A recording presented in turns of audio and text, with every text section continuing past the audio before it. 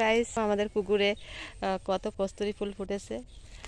এত সুন্দর লাগছে দেখতে, ভীষণ সুন্দর লাগছে। দেখো, পুরো কস্তুরী ফুল ফুটে পুরো পুকুরটা ভরে গেছে।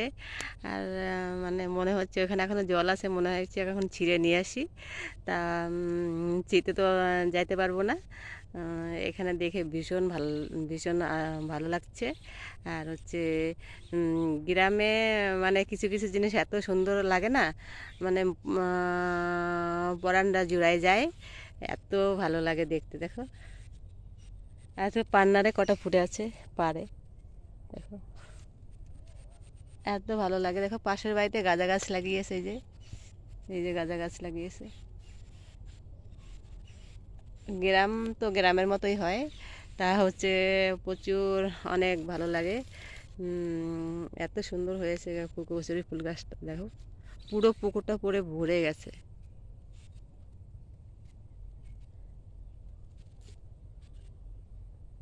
মানে ব্যাঙ্গালোর থেকে আসলে হচ্ছে এই সব দেখলে অনেকটা ভালো লাগে। আর হচ্ছে আজকে 10 বছর ধরে আমি ব্যাঙ্গালোরে আছি, তো ওখানে বাড়িতে আসলে প্রচুর কষ্ট হয়। তার জন্য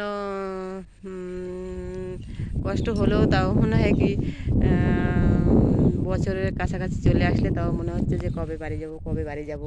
দেখো, এত সুন্দর লাগছে কস্তুরী ফুলগুলো।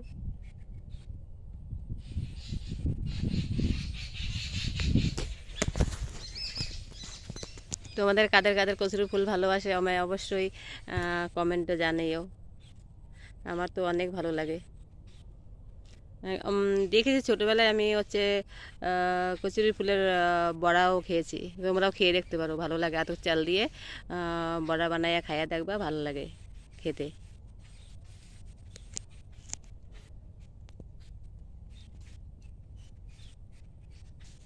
এত সুন্দর লাগছে, দেখো।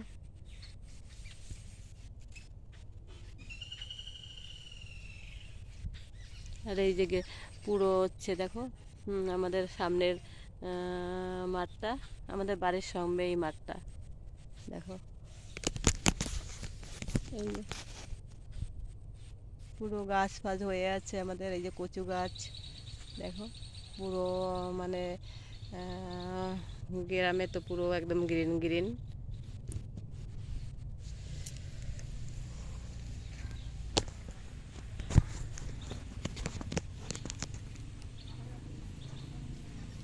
রে রে, একটা ঘুঘু ফেসে গেছে। দেখো গাইস, একটা ঘুঘু না ফেসে গেছে।